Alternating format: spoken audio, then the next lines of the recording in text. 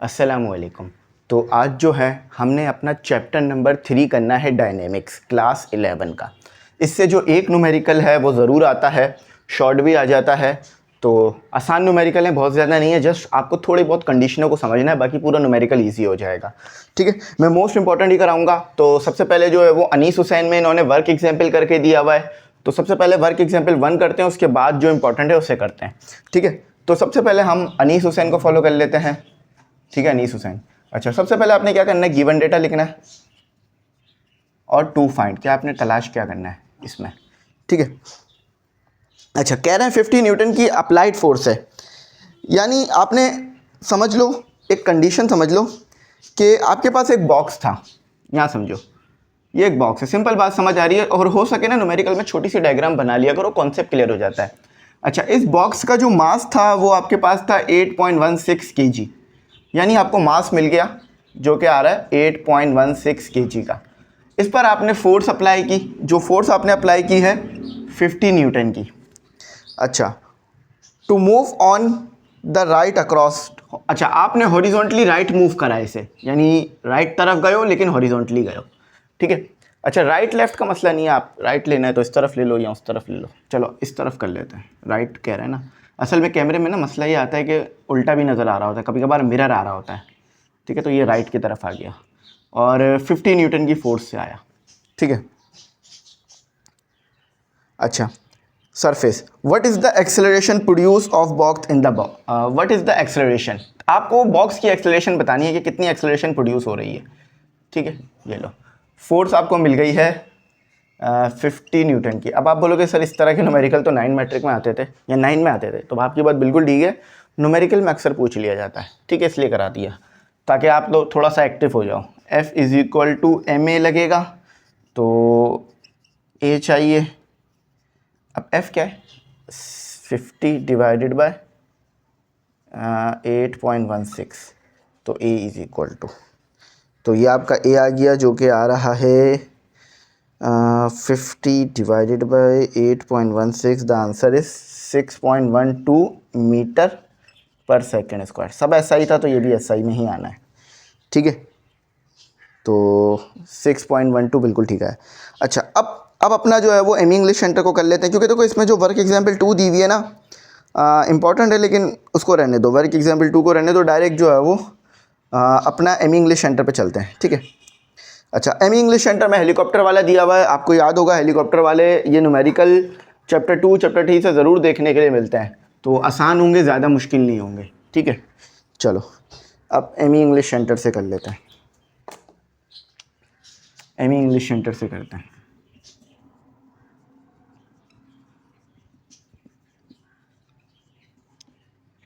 ठीक है, अच्छा देखो अब न्यूमेरिकल में कहा हुआ क्या है, न्यूमेरिकल में इन्होंने कहा है अ हेलीकॉप्टर वेट, एक हेलीकॉप्टर है आपके पास, समझो यहाँ हम उसको ड्रॉ कर लेते हैं, ये हेलीकॉप्टर है हमारा। ठीक है, आई होप थोड़ा साफ़ सुथरा हेलीकॉप्टर बने। ठीक है, ठीक है, ये हमारा हेलीकॉप्टर हो गया, ये हमारा हेलीकॉप्टर हो गया। अच्छा, अब इस हेलीकॉप्टर का जो वेट है वो देख लो, यानी इसका वज़न, तो वेट डाउनवर्ड होता है, तो W is equal to 3920 newton. अच्छा, अब गिवन डेटा भी लिख लो साथ ही साथ, गिवन डेटा और टू फाइंड लिख लो। ठीक है, अच्छा calculate the force on it, आपने इस हेलीकॉप्टर पे जो फोर्स लग रही है उसे कैलकुलेट करना है, F को कैलकुलेट करना है। क्या ये इतना आसान है? इतना आसान नहीं है बेटा, अभी कंडीशन तो देखो, इसकी कंडीशन भी तो है। आपका हेलीकॉप्टर ऊपर की तरफ जा रहा है, असेंडिंग ऑर्डर में जा रहा है। ठीक है, किस रेट से ऊपर जा रहा है, यानी किस एक्सेलरेशन से ऊपर जा रहा है, वो आपको दी हुई है 2 मीटर पर सेकेंड स्क्वायर। वो एक्सेलरेशन जो फोर्स लगा रहा है, जो फोर्स लगा रही है ताकि आपका हेलीकॉप्टर ऊपर चला जाए, तो उस फोर्स लगाने की वजह से जो एक्सेलरेशन आ रही है वो ये आ रही है F। ये आपको जो दिया हुआ है वो दिया हुआ 2 metre per second square. Force हमने कैलकुलेट करनी है, याद रखना ये F1 कह रहा हूँ जो कि ऊपर की तरफ जा रही है हेलीकॉप्टर को लेकर फोर्स। अच्छा, what will be the force, अब फोर्स 2 भी पता करनी है, फोर्स 1 फोर्स 2 में डिफरेंस बताता हूँ। On helicopter if the moving up with a constant speed, देखो एक सिचुएशन में ये है कि एक्सेलरेशन प्रोड्यूस हो रही है, ठीक है। दूसरी सिचुएशन में ये है कि हेलीकॉप्टर ऊपर तो जा रहा है मगर स्पीड कांस्टेंट है। बात को समझो, दो अलग अलग हैं। ये जो फोर्स मांग रहे हैं ना, इसमें एक्सेलरेशन है, इसमें एक्सेलरेशन जीरो होगी। क्यों जीरो होगी? क्योंकि स्पीड कांस्टेंट है। देखो ना, कांस्टेंट कह दिया ना, जब स्पीड को आप कांस्टेंट ले लोगे, जब स्पीड को आप कांस्टेंट ले लोगे तो एक्सेलरेशन का फॉर्मूला क्या होता है? V F minus V I upon T.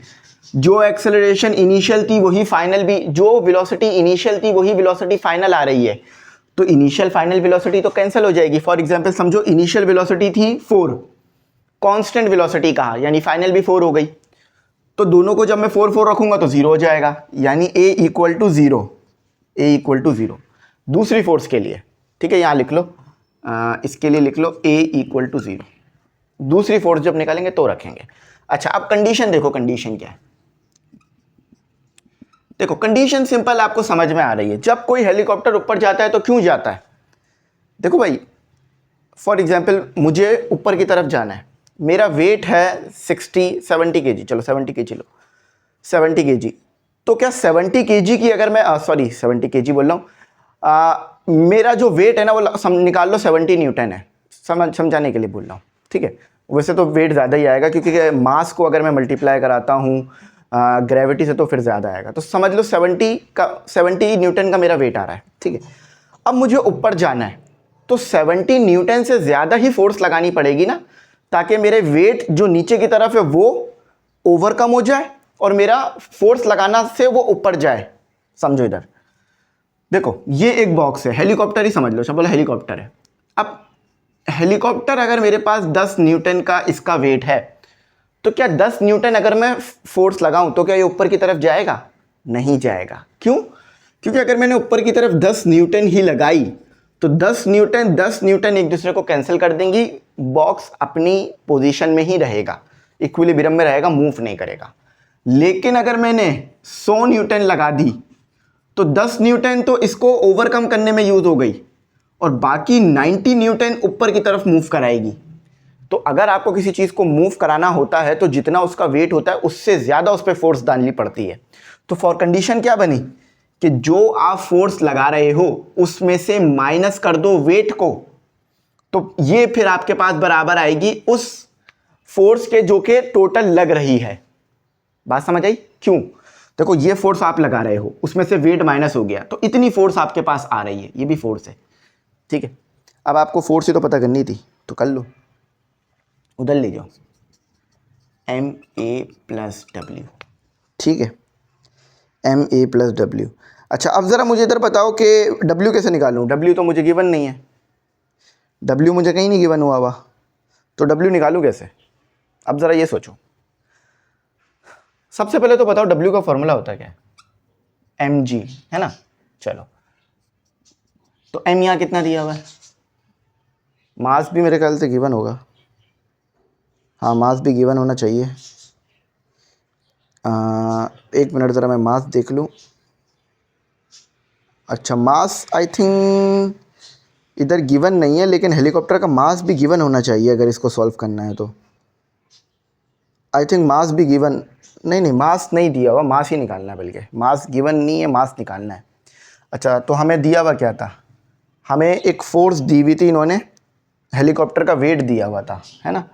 तो हेलीकॉप्टर का वेट कितना दिया हुआ था, इसकी मदद से मास आ जाएगा 3920 न्यूटन, ठीक है। चलो कोई मसला नहीं है, सब सही है, हम मास इससे निकालेंगे, ठीक है।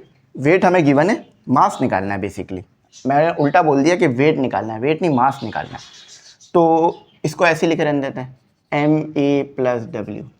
तो फॉर एम के लिए काम करते हैं।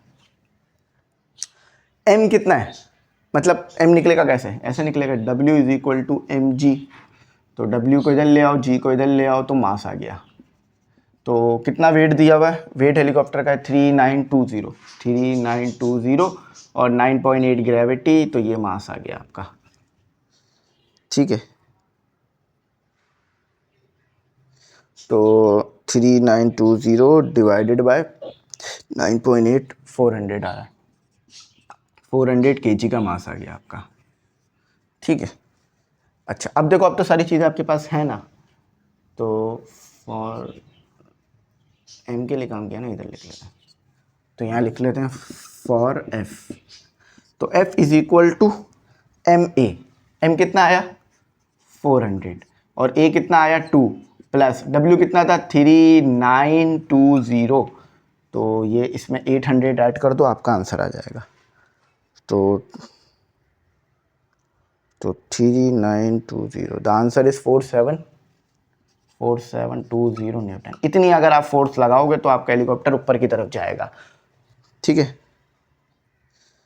तो बिल्कुल सही आया 4720। अब निकालते हैं, ये F1 था हमारा, ठीक है, ये F1 था हमारा। चाहे तो यहाँ पे लिख लो F1 फॉर F2 कंडीशन क्या होगी? देखो कंडीशन यही होगी क्योंकि अभी भी हेलीकॉप्टर ऊपर ही जा रहा है। तो F1 नहीं बल्कि F2 minus W is equal to MA। मगर एक बात बताओ, जब आपके पास वो कांस्टेंट वेलोसिटी से ऊपर जा रहा है तो एक्सेलरेशन क्या होगी? मैंने बताया ना, एक्सेलरेशन विल बिकम 0। तो A 0 है बिकॉज BECAU ऐसे, बिकॉज कांस्टेंट वेलोसिटी है। तो F2 आपने निकालना है और MA प्लस W हो गया, तो M और 0 हो गया और W हो गया। तो आपके पास W कितना दिया हुआ था 3920 न्यूटन। तो ये F2 आ गया। समझ में आया F2 क्यों सेम आ रहा है W के बराबर? क्योंकि आपके पास वेलोसिटी 0 है। तो वेलोसिटी का बड़ा पार्ट होता है आपके काम में, ठीक है। बहुत सारी चीज़ों का हमें पता चलता है इसकी मदद से। चलो अब आ जाओ न्यूमेरिकल नंबर 3 करते हैं। ये न्यूमेरिकल नंबर 1 था बल्कि न्यूमेरिकल नंबर 2 होगा। Numerical number 2 find. चलो अच्छा, एक मशीन गन है जो कि फायर कर रही है 10 बुलेट्स। समझो कितनी बुलेट फायर कर रही है machine gun? Machine gun fire 10 bullet पर सेकेंड। याद रखना 1 सेकेंड में 10 बुलेट्स फायर हुई हैं, याद रखना, ठीक है। तो यहां पर हमारे पास बुलेट्स आ जाएंगी। यहां लिख लेता हूं बुलेट्स पर सेकेंड, जो कि आपके पास कितनी आ रही है 10, ठीक है। इन टू द टारगेट, एक टारगेट पर समझो इस टारगेट पर गोलियां फायर हो रही हैं और 1 सेकेंड में 10 गोलियां लग रही हैं यहाँ के। ईच बुलेट वेट, हर बुलेट का वेट कितना है? वेट मतलब बेसिकली मास दिया हुआ, ठीक है। हर बुलेट का मास कितना है? 10 ग्राम का, 20 ग्राम का, बल्कि 20 ग्राम। तो इसको ग्राम से केजी में लेके जाना पड़ेगा, तो इसको डिवाइड कराना पड़ेगा 1000 से। तो 1000 से डिवाइड करा देंगे तो ये आ जाएगा 20 मल्टीप्लाई 10⁻³ kg, ठीक है। और स्पीड कितनी है जिस स्पीड से बुलेट फायर हो रही हैं? और स्पीड बहुत ज़्यादा होती है बुलेट की, ठीक है। और अगर 10 बुलेट फायर हो रही हैं 1 सेकंड में, तो इसका मतलब है मशीन गन है। Find the necessary force to hold the gun in position. आपको वो फोर्स फाइंड करनी है जिससे गन अपनी पोजीशन में रहे, गन ना हिले, ठीक है। आपको बेसिकली फोर्स ही कैलकुलेट करना है। अब क्या लगता है यहाँ, क्या लग रहा होगा? क्या कौन सा फॉर्मूला जो है यहाँ लग रहा होगा जिससे ये हमारा सवाल जो है वो सॉल्व हो जाएगा?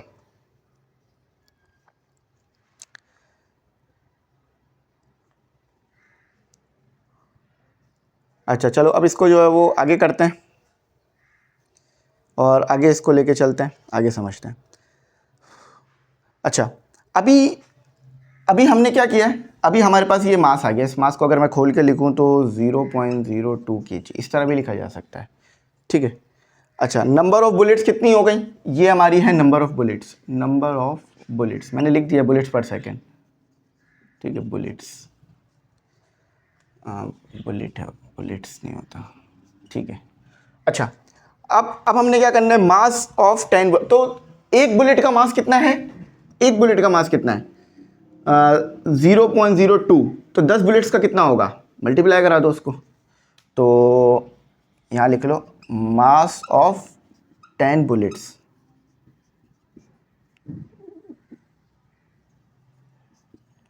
ठीक है, मास ऑफ 10 बुलेट्स। तो इसको कैपिटल M लिख लेते हैं क्योंकि थोड़ा डिफ्रेंशिएट हो जाएगा। 0.02 मल्टीप्लाई 10, तो ये टोटल मास आ गया आपके पास, जो कि आना चाहिए 0.2 आना चाहिए। 0.02 मल्टीप्लाई 10 तो 0.2। ठीक है, टोटल 10 बुलेट्स का मास आ रहा है 0.2 kg में आ रहा है। kg में रखा ना, इसलिए kg में आ रहा है। चलो आगे चलते हैं। अच्छा, आज ये अच्छा हो गया कि ये बोर्ड मसला नहीं कर रहा, आराम से रिमूव हो रहा है। कभी सही हो जाता है, कभी ख़राब हो जाता है। शायद इन रोज़ रिफ़िल करने से ना ठीक रहता है। अच्छा, अब हमें फोर्स निकालनी थी ना। अच्छा, तो यहाँ पर जो हम फार्मूला यूज़ करेंगे वो मोमेंटम वाला यूज़ करेंगे। हेयर देखो, ये आपने पढ़ा होगा, F is equal to M V F minus M V I divided by T. ठीक है, टाइम कितना दिया हुआ याद रखना, उन्होंने कहा था 1 सेकेंड। 1 सेकेंड, तो टाइम यहाँ पर 1 सेकेंड है, टी है ना इसलिए लिख दिया मैंने। अच्छा, तो F इज़ इक्वल टू, तो मास कितना दिया हुआ 0.2, ये तो कोई मसला नहीं है। VF कितनी दी हुई है, वेलोसिटी कितनी दी हुई है। देखो ये वो वेलोसिटी है जिससे गोलियां जा रही हैं, तो 1500 दे दिया माइनस 0.2। और VI क्या होगा, देखो इनिशियली तो ज़ीरो होगी ना वेलोसिटी। क्यों इनिशियली ज़ीरो होगी ये बताता हूँ। देखो मैंने आपके ऊपर, चलो आपके ऊपर नहीं, समझो मैंने एक टारगेट के ऊपर गन को एम किया, तो अभी गन के अंदर जो बुलेट है उसकी वेलोसिटी क्या है, 0, रुकी हुई है ना, इसीलिए VI 0 है। टारगेट पे जब लग रही है तो ये वेलोसिटी आ रही है, तो इसमें कंफ्यूज नहीं होना। अच्छा, अब जरा अगर मैं 0.2 मल्टीप्लाई बाय 1500 करूँ तो 300 न्यूटन की फोर्स आएगी। 300 न्यूटन की फोर्स चाहिए आपको बॉडी को रोकने के लिए, गन को रोके रखने के लिए। चलो ये हो गया। अब इसका अगला करते हैं। अगला आसान है, मुश्किल नहीं है, जस्ट कंडीशन समझना। तो न्यूमेरिकल नंबर 3, मैं सिर्फ वही न्यूमेरिकल करा रहा हूँ जो मोस्ट इंपॉर्टेंट है, ताकि आप लोगों का ना टाइम सेफ हो। चलो उसको रिमूव करते हैं।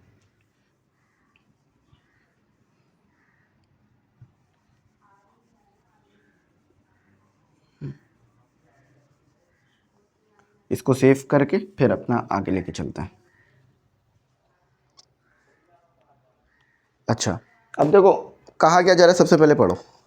अब 15 ग्राम बुलेट्स इट्स फायर। एक बुलेट है, डायरेक्ट बुलेट बना रहा हूँ, ठीक है, ये लो बुलेट बना दी मैंने। ये बुलेट है, इस बुलेट का वजन है 50 ग्राम। कंडीशन समझना, उसी से ये सारा क्लियर होगा। गिवन डेटा लिख लेते हैं और टू फाइंड लिख लेते हैं, तो ढूंढना क्या। एक 50 ग्राम की बुलेट है जिसे फायर किया जा रहा है 10 kg के ब्लॉक पर। देखो समझो ये बुलेट आके लगेगी इस ब्लॉक पर, ये बुलेट का टारगेट है इस ब्लॉक पे लगना, ठीक है।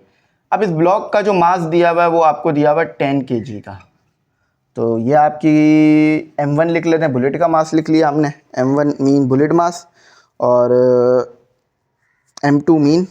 देखो पहले ही सारी चीज़ें ना आइडेंटिफाई कर लो, ऐसा ना हो आखिर के अंदर फिर मुश्किल हो जाए। तो पहले ही सारी चीज़ों को आइडेंटिफाई कर लेना चाहिए ताकि फिर आगे जाके ना मुश्किल ना हो, ठीक है। तो 50 ग्राम है। अच्छा, ग्राम को केजी में ले जाना है तो 1000 से डिवाइड करा दो, तो कुछ आ जाएगा 0.05 kg, ठीक है। ये लो हो गया, ये M1 है बेसिकली हमारा M1। अच्छा, M2 भी दिया हुआ था आपको, M2 डायरेक्ट ही केजी में दिया हुआ था, तो 10 kg, मसला नहीं है। अच्छा, उसके बाद क्या कहा जाता है, that is suspended by a long cord. मैंने कहा ना ये जो आपका मास है ये सस्पेंड हुआ है, यानी एक रस्सी से या धागे से लटका हुआ है, ठीक है। So that it can swing as a pendulum. अच्छा, अब जब गोली इस पर आके लगेगी ना तो ये पेंडुलम की तरह मूव करेगा। देखो भाई, आपने कभी अगर एक्सपेरिमेंट ये होता हुआ देखा हो, या आप अपने घर में ही कर लो एक्सपेरिमेंट। आप धागे से किसी चीज़ को बांध दो, जब आप उसको धक्का दोगे तो वो हिलता है ना, ये अपना सिंपल हार्मोनिक मोशन करता है ना, वो या मोशन करता है ना, स्विंग करता है। तो इस तरह से जब गोली इसको आगे लग जाएगी तो गोली लगने के बाद इसने क्या करना है, आगे मूव करना है और स्विंग करना है। If the block is displace so that its centre of gravity rise. अच्छा कितना डिस्प्लेस हुआ, इतना डिस्प्लेस हुआ कि ये 10 सेंटीमीटर तक डिस्प्लेस हुआ है, ठीक है। अच्छा अब यहाँ पर पता क्या करना है, पता ये देखो लिखा हुआ है what was the speed of bullet, bullet की स्पीड कितनी है। बेसिकली आपसे v मांग रहे हैं, बुलेट की स्पीड मांग रहे हैं, सॉरी v नहीं मांग रहे, u मांग रहे हैं, क्योंकि देखो बुलेट अभी इनिशियल कंडीशन क्या है, जो बुलेट जा रही है, जो बुलेट जा रही है वो इनिशियल कंडीशन, और जब लगेगी तो वो फाइनल होगी। तो अभी इन्होंने मांगा है आपसे u1 मांगा है, सॉरी। अच्छा अब ज़रा मज़ीद फर्दर की तरफ चलते हैं। यहाँ पे हम यूज़ क्या करें, देखो u1 मांगा है, सही है, तो हम इधर यूज़ करेंगे law of conservation of momentum. Law of, मैं समझाता हूँ कैसे, कंजर्वेशन ऑफ मोमेंटम, अब लॉ क्या है, m1 u1 plus m2 u2 equal to m1 v1 plus m2 v2। देखो ये कंडीशन है जब बुलेट जा रही है, जब बुलेट लगी नहीं है, ब्लॉक में लगने से पहले की कंडीशन है, यानी बिफोर कोलिजन, कोलाइड करने से पहले, बिफोर कोलिजन। ये कंडीशन है इक्वल टू के दूसरी तरफ वाली आफ्टर कोलिजन, ठीक है। अच्छा अब देखो जब बुलेट टकरा जाएगी बॉक्स, मतलब ये जो हमारा ब्लॉक लटका हुआ इसमें, तो उस वक्त बुलेट की वेलोसिटी और ब्लॉक की वेलोसिटी क्या होगी। फॉर एग्जांपल समझो ये मोबाइल यूँ रखा हुआ है, अब जब मैंने आके इस पर उंगली डाली और फिर यूँ जा रहा हूँ, तो दोनों की वेलोसिटी क्या होगी, सेम होगी ना। देखो अभी तो ये 0 है, इनिशियली क्या है आपके पास इनिशियली जो है वो बुलेट तो आ रही है u1 वेलोसिटी के साथ, जो कि आपको पता करनी है, लेकिन u2 तो रुका हुआ है ना उस टाइम पे, क्योंकि अभी तक आके बुलेट लगी नहीं है। तो u2 आपको पता चल गया, u2 आपके पास जो है वो 0 आएगा, ठीक है। लेकिन जब बॉडी से बुलेट आके टकरा गई या ब्लॉक से टकरा गई, तो दोनों की वेलोसिटी तो सेम होगी ना, क्योंकि बुलेट इस ब्लॉक में आके फंस जाएगी, जिस वेलोसिटी से ब्लॉक आगे जा रहा होगा वही वेलोसिटी बुलेट की भी होगी। तो v2 v1 क्या होगा अकॉर्डिंग टू कंडीशन,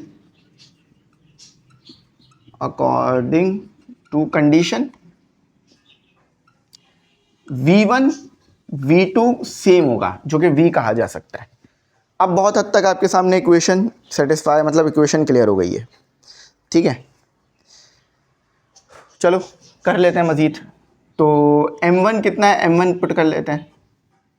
m1 कितना दिया हुआ था, 0.0 बुलेट का मास, और u1 तो निकालना है, वो तो मसला हल हो जाएगा। m2 मैं नहीं पुट कर रहा, क्यों, क्योंकि u2 0 है तो वो डायरेक्ट ही 0 हो जाएगा। अच्छा m1 कितना दिया हुआ, v1 कितना दिया हुआ 0.05, और v1 क्या दिया हुआ v, देखो कंडीशन ये रही, प्लस m2 कितना दिया हुआ 10 और v, ठीक है। सॉल्व करो तो 0.05 u1 equal to v common निकल गया 0.05 प्लस 10, तो इसको उधर लाके सॉल्व कर दो, u1 v 0.05 plus 10 divided by 0.05, तो u1 की इक्वेशन आएगी, क्योंकि हमें v नहीं पता, हमें नहीं पता कि टकराने के बाद क्या वेलोसिटी आई है, दो चीज़ें नोन है। उसके लिए एक और कंडीशन लगेगी, वो मैं बताता हूँ, टेंशन नहीं लो। ज़रा इसको मैं सॉल्व कर लूँ, तो आपके पास आ रहा है 201 v, देख लेना सही है, हाँ सही है 201 v। अच्छा बात समझ आ गई। चलो अब according to law of conservation of energy, अभी तो law of conservation of momentum पढ़ा ना, अब law of conservation of energy पढ़ो। Law of conservation of ENERGY energy. Law of conservation of energy क्या कहता है ये सुनो। देखो जब बॉडी से जब इस ब्लॉक से बुलेट टकराएगी, तो बुलेट क्या करेगी, अपनी एनर्जी को ब्लॉक में ट्रांसफ़र करेगी, है ना।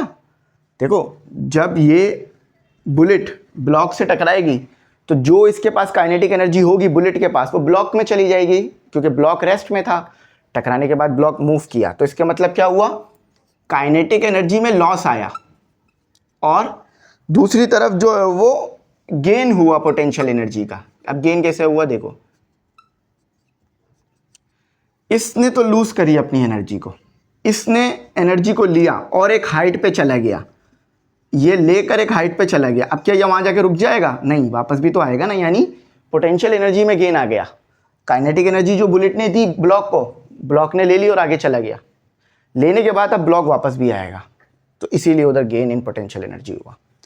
अच्छा, अब हमारे पास दो मास है ना, तो इक्वेशन ये बनेगी, वैसे तो अलग अलग भी लिखी जा सकती है, चलो इसको अलग अलग लिख लेते हैं। काइनेटिक एनर्जी की इक्वेशन बुलेट 1 के लिए, बुलेट के लिए तो m1 और u1 का स्क्वायर, नहीं बल्कि v होगा, v टकराने के बाद की कंडीशन ले रहे हैं, तो v1 आएगा, और v1 v2 हमने पढ़ रखा है v है, तो v1 का स्क्वायर मैं आगे जाके इसे कर दूंगा, m और v2 का square equal to potential energy क्या आएगी, m1 gh प्लस m2, देखो ग्रेविटी और हाइट तो सेम ही रहेगी ना, वो तो तब्दील नहीं हो रही ना। चलो ये समझ में आ गई, अब इसको सेट करा लो, इस इक्वेशन को सेट करा लो। ये न्यूमेरिकल अगर आपने पेपर में कर लिया ना तो अच्छा हो जाएगा, बस थोड़ी बहुत कंडीशनें याद रखनी है, न्यूमेरिकल गलत नहीं होगा इंशाल्लाह। देखो आपको पता है v1 v2 किसके बराबर हैं, v के, कंडीशन सेम रहेगी, तो मैंने हाफ कॉमन निकाल लिया क्योंकि दोनों में है, m1 प्लस m2 हो गया, और v1 v2 v के बराबर है, बात समझ आ गई।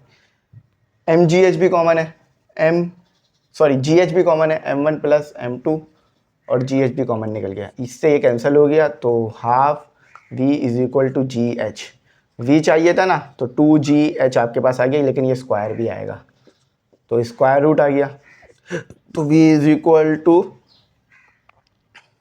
2gh आ गया, तो 2 9.8 और 10 सेंटीमीटर ये हुआ था, तो मीटर में रखना पड़ेगा, तो सेंटीमीटर को 100 से डिवाइड कराऊंगा तो क्या आएगा, h is equal to 0.1 metre, तो 0.1, ठीक है,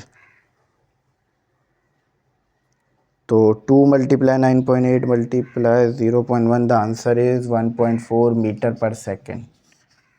पुट कर दो इधर, पुट इन इक्वेशन 1, ये इक्वेशन 1 है हमारी, तो u1 is equal to 1.4, u1 is equal to 20 multiply 1.4, sorry 281.4 metre per second. तो इनिशियली वेलोसिटी जो थी ना हमारे पास बुलेट की, जब वो 50 ग्राम की बुलेट फायर हुई थी तो उसकी थी 281 मीटर पर सेकेंड, ठीक है। तो आई होप समझ में आया होगा, एक एक कंडीशन मैंने बहुत ज़्यादा डिटेल में लेके गया हूँ, पूरा सोल्यूशन आपके सामने बोर्ड पे लिखा हुआ है, क्या क्या हुआ है क्या हुआ है। तो चौथा न्यूमेरिकल में नहीं करा रहा, वो बहुत बड़ा न्यूमेरिकल है और उसकी कंडीशनें भी अलग हैं, तो वो उसके इतने चांसेस नहीं है इंपॉर्टेंट, तो ये 3 करना ये बेस्ट है, और वो जो मैंने करा दिया वो। तो आई होप मेरी बात समझ में आई होगी, यहीं तक रखते हैं। थैंक्स फॉर वॉचिंग, अल्लाह हाफिज़, कीमती दुआओं में ज़रूर याद रखना।